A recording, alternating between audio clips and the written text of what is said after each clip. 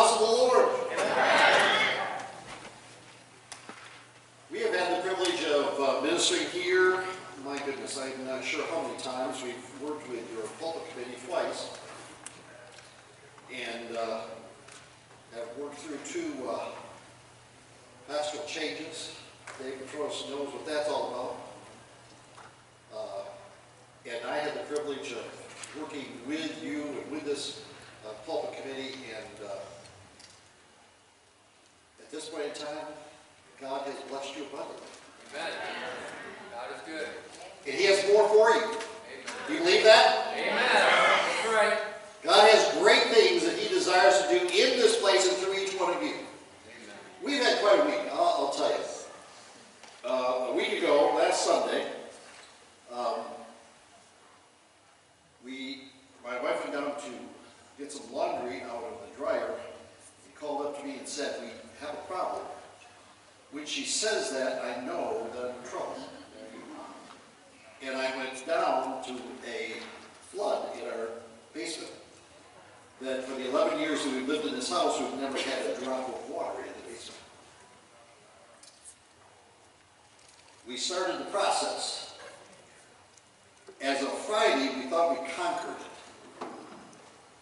As of Saturday morning, the flood was back, which in turn has destroyed a bedroom that was in our basement, and so on and so forth. And I came to grips with the fact that I believe, beyond a shadow of a doubt, that the enemy did not want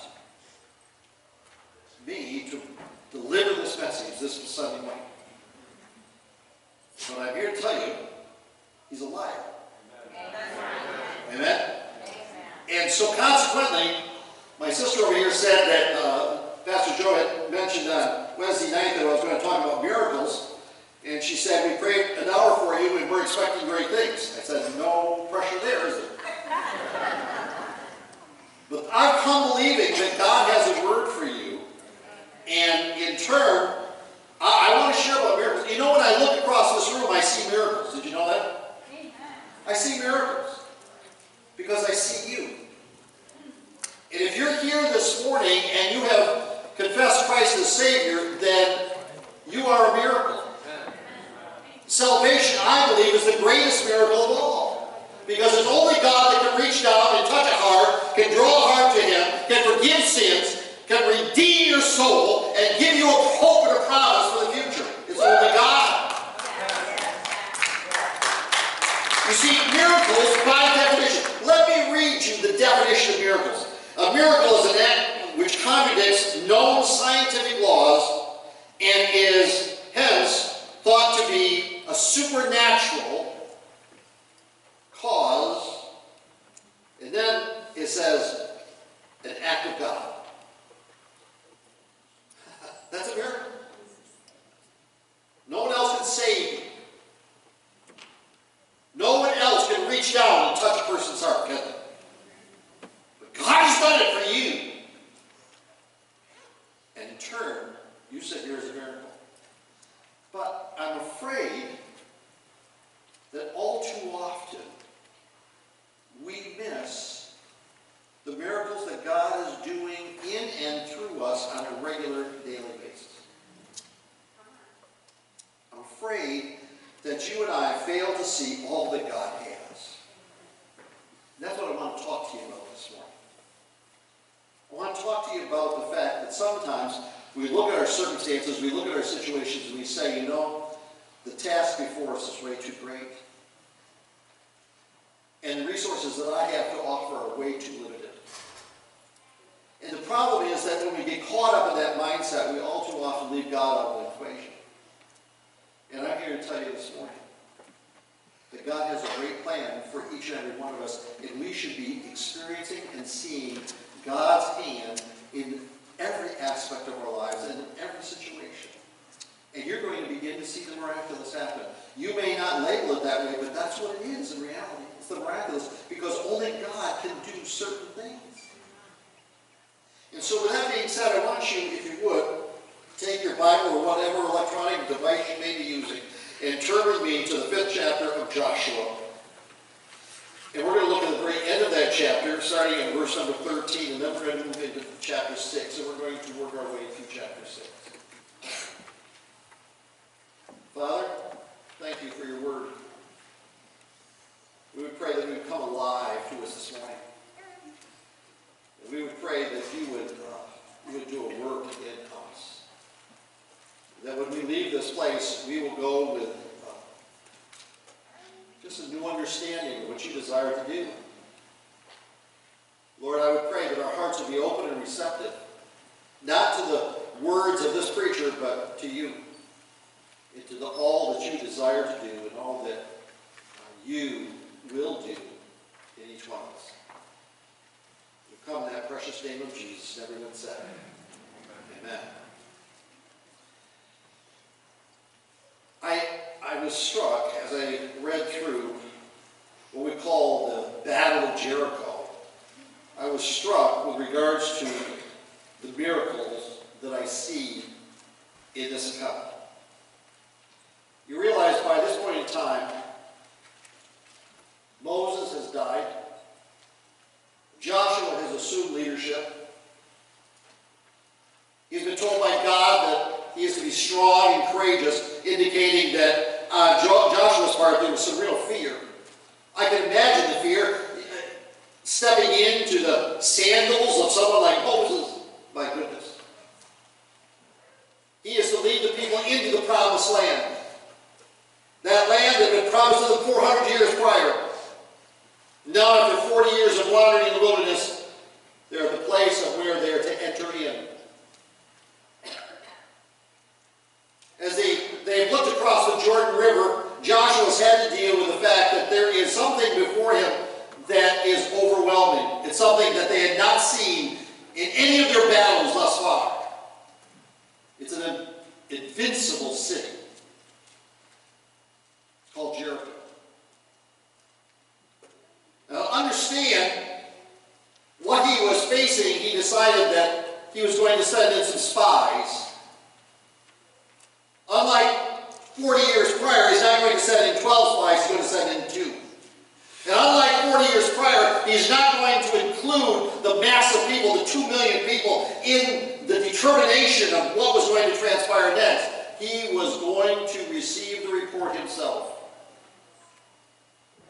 Then proceed accordingly.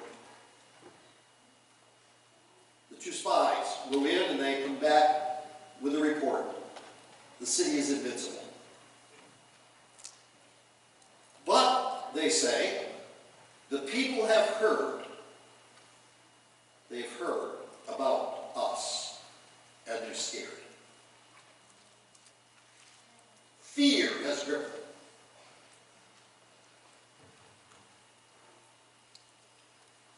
The account then goes to tell us about how they march across the Jordan River on dry ground. Water's being rolled back as it had at the Red Sea. They arrive on the other side, and in turn, they camp at Gilgal, right at the base of Jericho. They're thus camped in the shadow of that invincible city. You can imagine Joshua standing there, looking at these walls.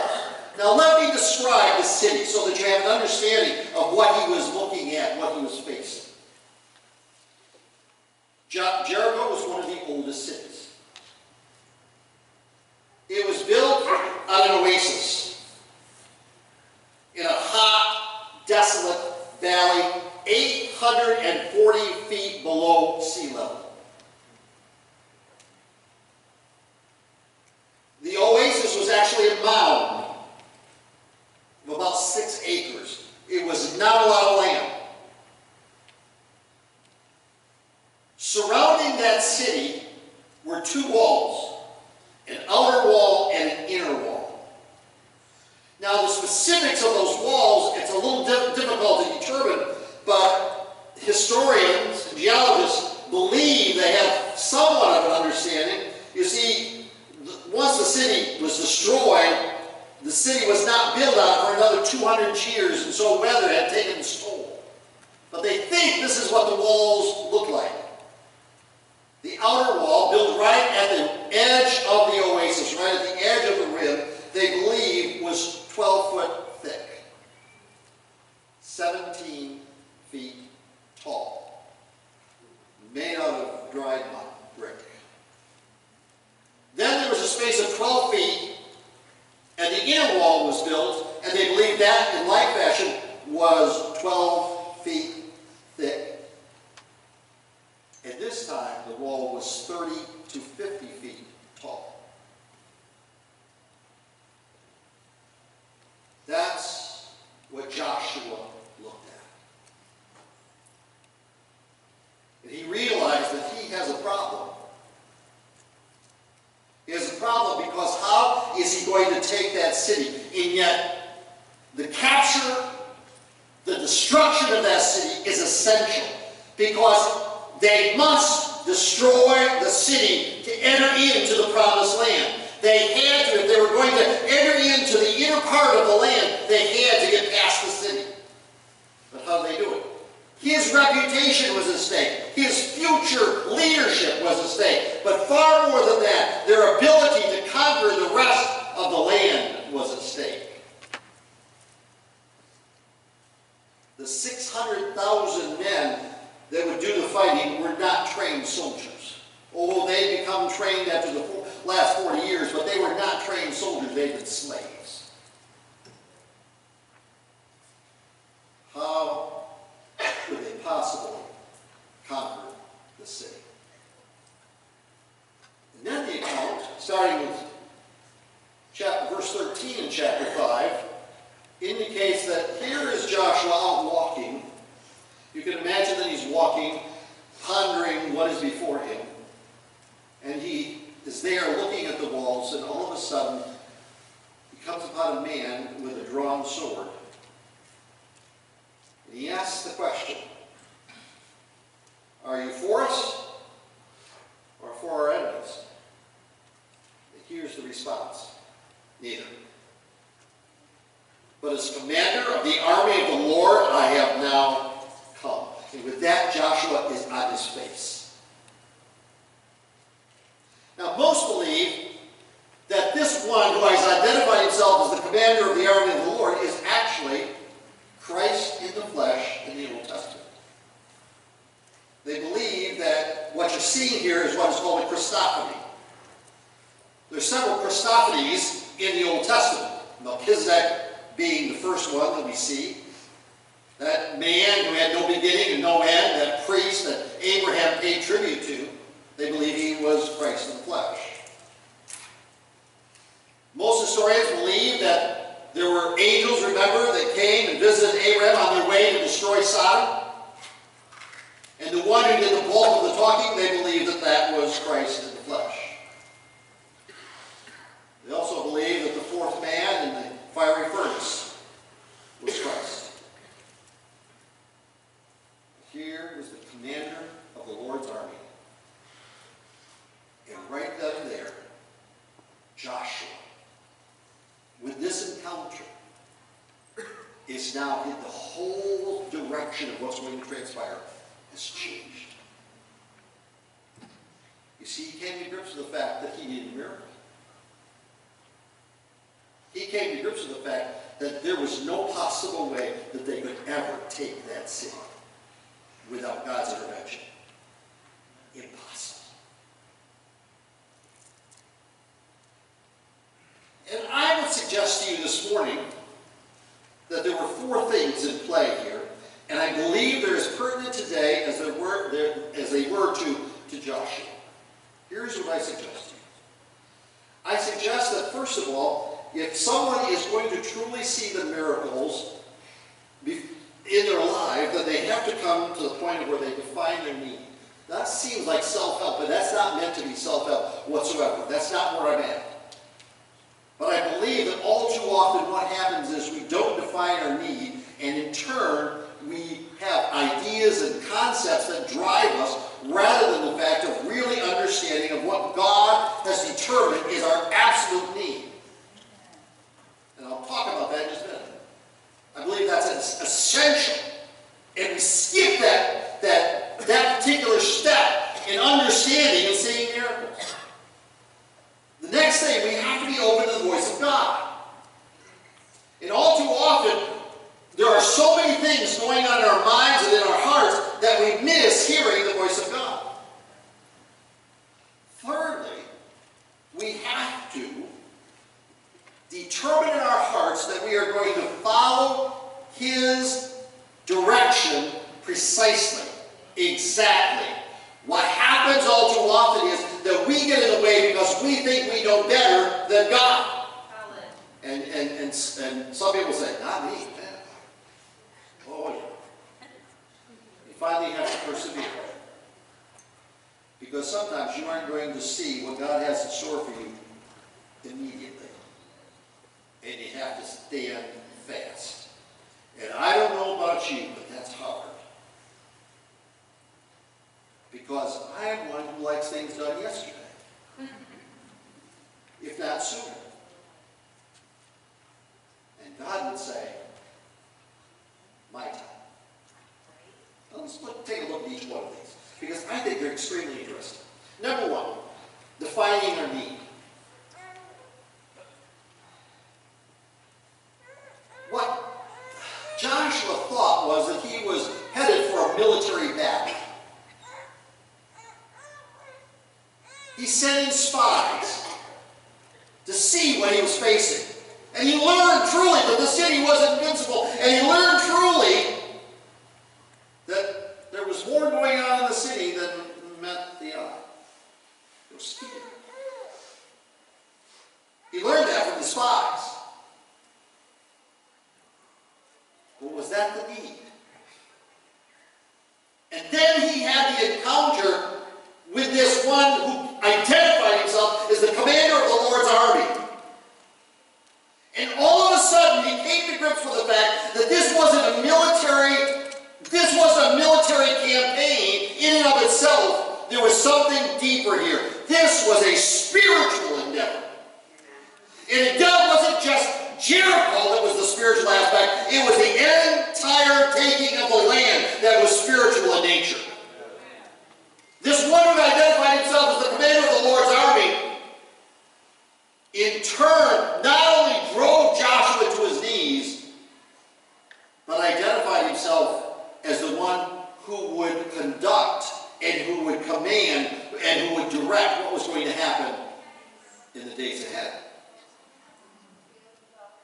You see, this was essential. The need was identified. He had to understand that truly, if this were merely a military campaign, he was in trouble. But if Jesus were going to lead him into battle, then the victory was theirs. Now, just imagine how you would approach this battle if it were simply a military campaign. You would look at those 17-foot or 30-foot high walls and you would say, well, I guess we have to scale them. We don't have any other choice.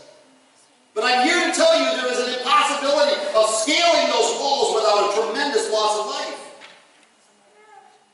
How do you scale 17 feet while you're being fired down upon by those standing on top of the wall? Or how do you scale 30 feet with those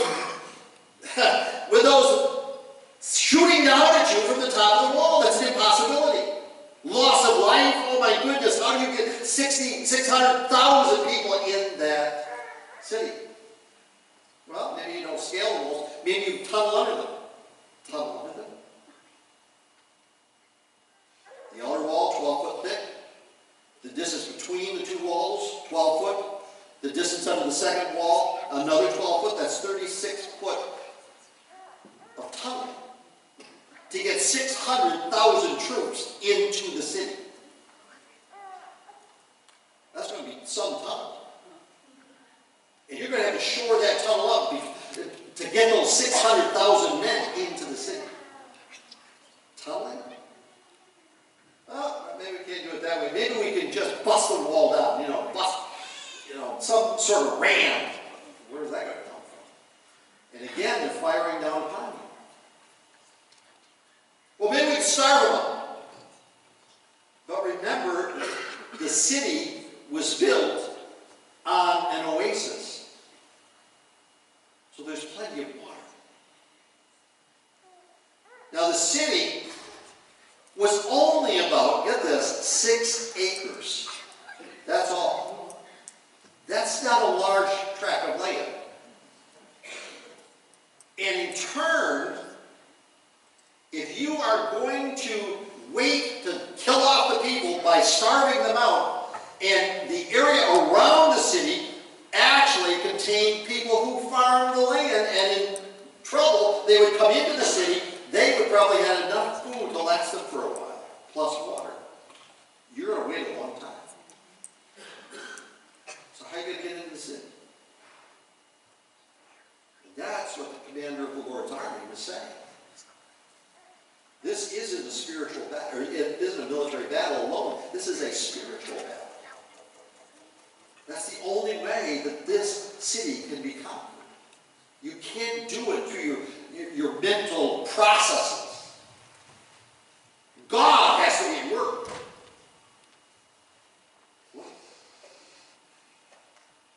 So he determined his need was the commander. And the commander had to be the Almighty. Okay, what about you? What are you facing? What are you facing? What kind of trouble? What kind of situation? Unsaved loved ones? You can't save them. Your finances? Your health? Your rebellious children? What are you going to do? How are you going to take care of the need? And the problem is that we also often go before the Lord and we say things like this: "Oh Lord, heal me." You know, there were 2 blind men that came to Jesus, calling in Jesus' name. And here's what transpired. He turns around, looks at them, and says, "And what would you have me to do?" Now it's kind of evident if they're blind that he wants them to. We should want him to heal their eyes. But he says to them, "What do you want me to do?" Why? Why does he ask that question? He knows. Well, because he wants you to become specific. What do you need?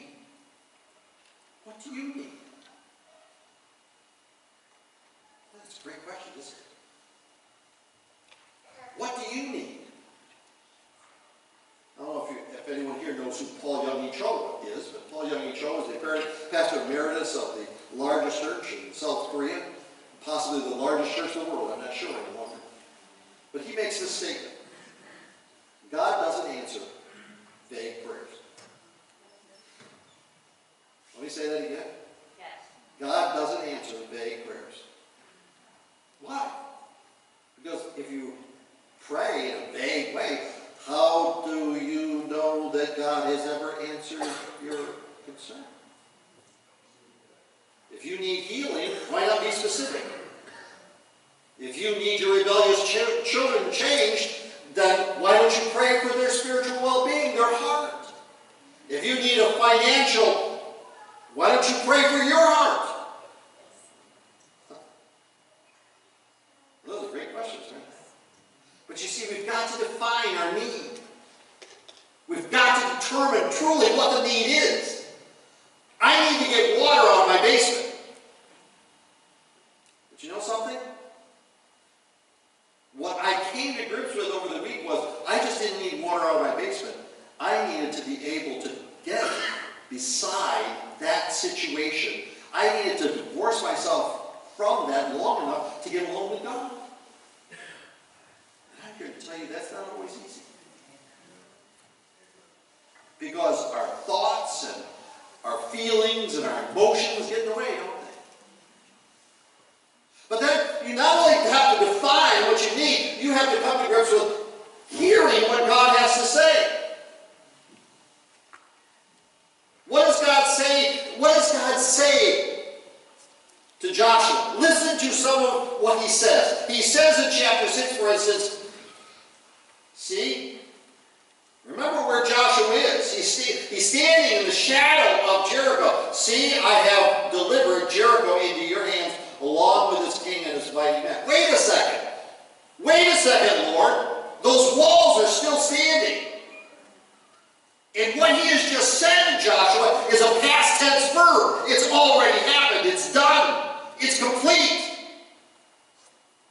Can you imagine Joshua standing there saying, it's not complete, it's not done, it's not finished. Those walls are still standing. We still have the same problem, Lord. But the Lord has said, I have delivered Jericho into your hands along with its king and its mighty men. It's a done deal. It's already accomplished. It's over. But God doesn't stop there. God says to Joshua, here's what you're to do, Joshua. Joshua, you are to take your fighting men, all 600,000 of them, you are to line them up.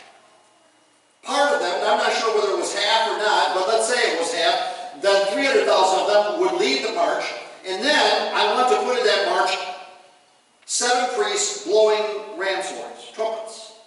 And then after that, I want the Ark of the Covenant, and then after that, I want all of this followed by the rest of the fighting men, possibly another 300,000. And here's what you're to do, Joshua. You are to march around the wall one time. The trumpets are to be blowing, and the men are to say nothing. Absolute quiet. You're to march around that city, that 6-acre city, one time for the next 6 days. One time each day, next 6 days.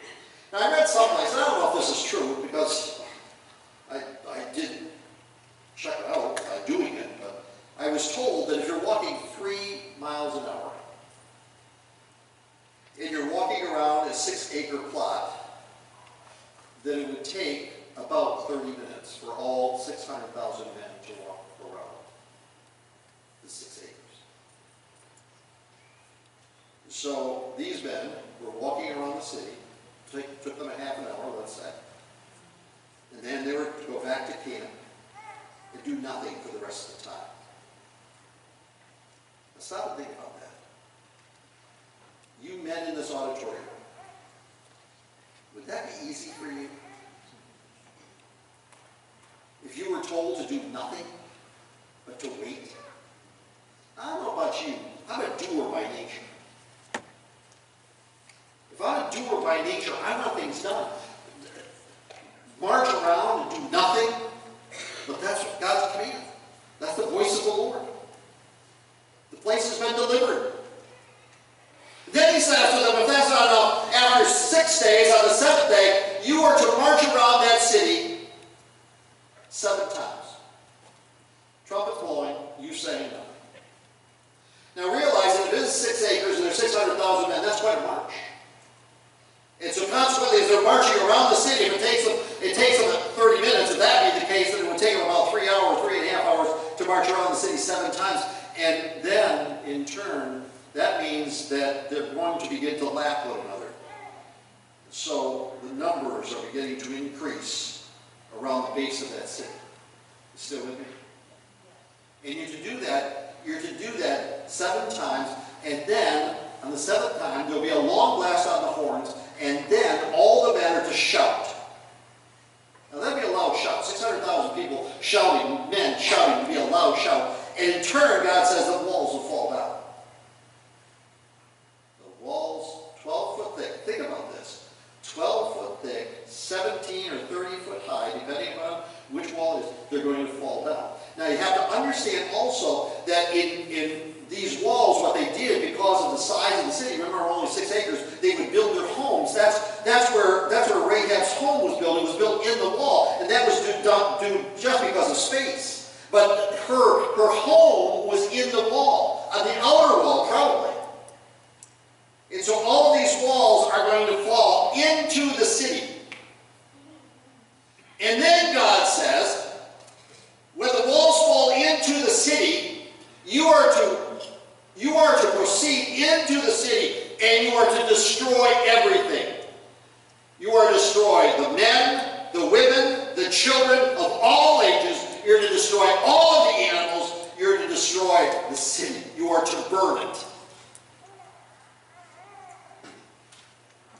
You are to take the gold, the silver, the iron, and the bronze, and in turn, you're to take that and give it to the priests. Now, I don't know about you, but if I were hearing these directions, I would be sitting there saying, this doesn't make any sense to me. The wall is falling down because of a shout. The wall is falling down because, and then killing everyone off. Why can't we just use them as slaves? Why can't we use the animals, for food? Why? Why are we destroying the city? Why not maintain the city and in turn use it as a city, an invincible city for us? And why are we giving away all of the good stuff? Why? Here's the answer. Because God said so. Open to the voice of God. You do it because God says it. You do it because God says it. And in turn, you do it precisely the way He says it. You don't shortcut. That third point, you do it precisely the way He says to do it, and you don't do it the way you think it should be done.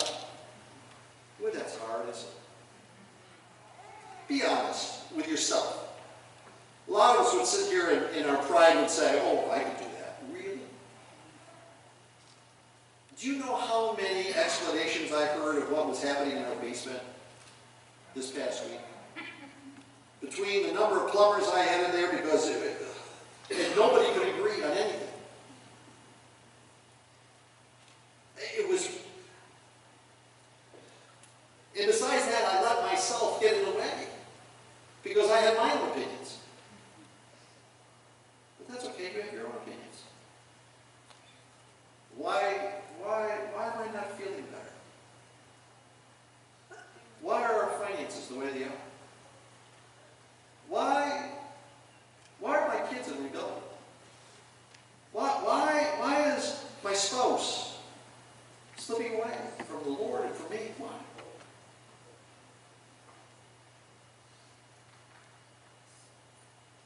God may say things to you like, well, you want a question you want to answer with regards to your finances? How about tithing?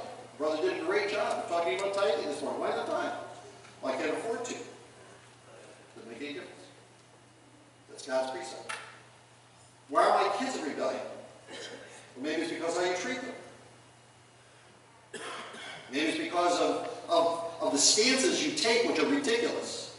You take it in the name of Christ, but they're not godly.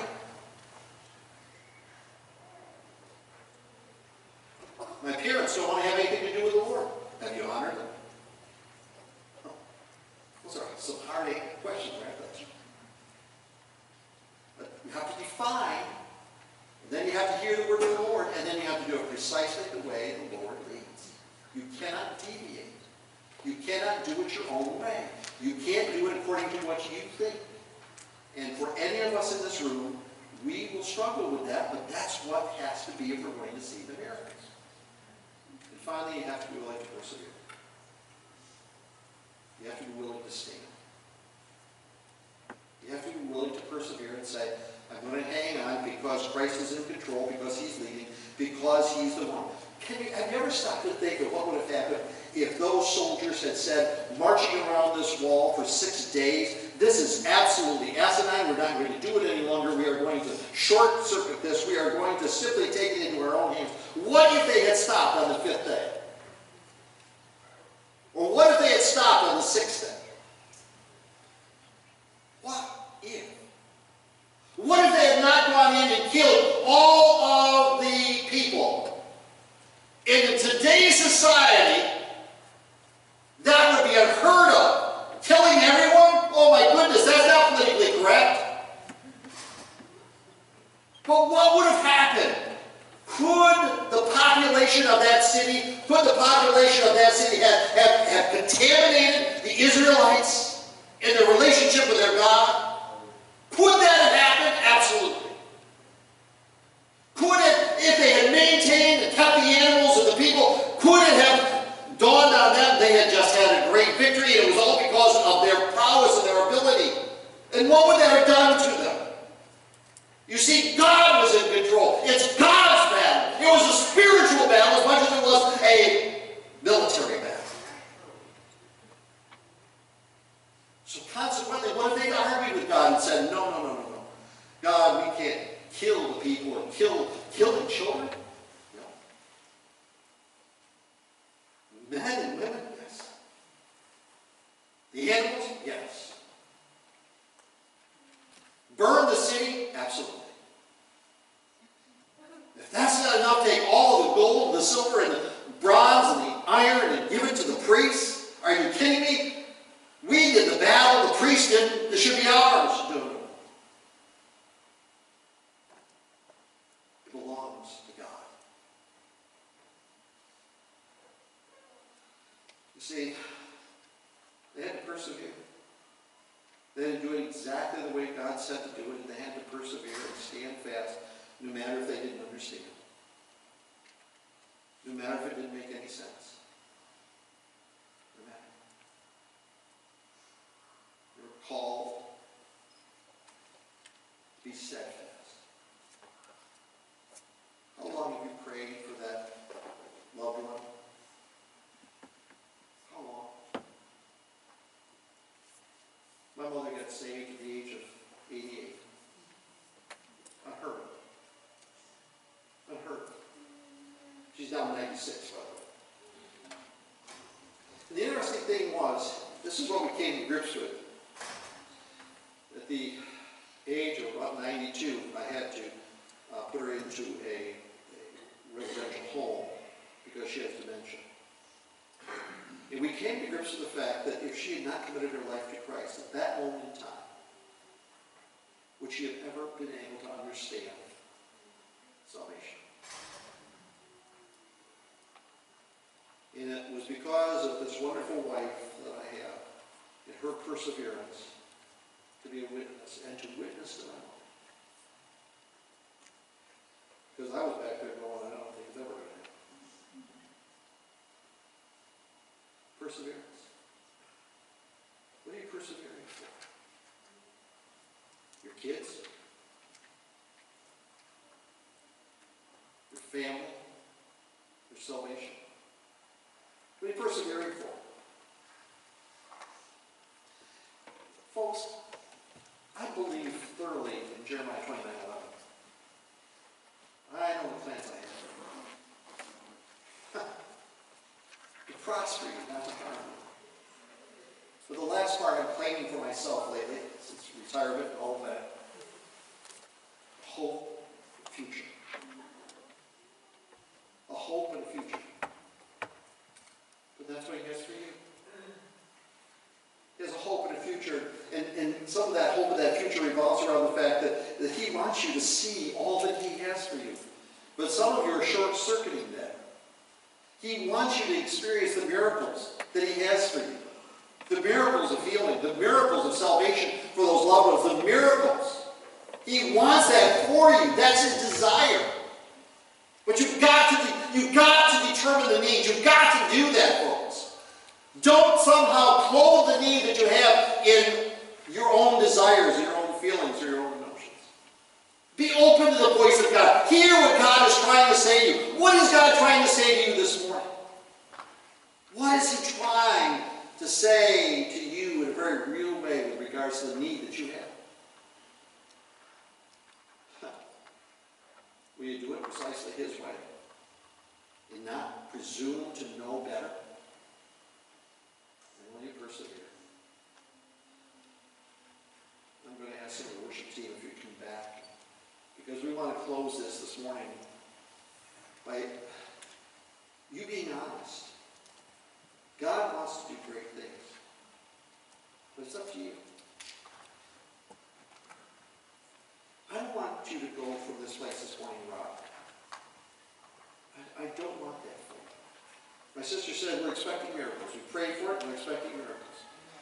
And I'm expecting miracles for you. Not so somehow I can have the accolades or anything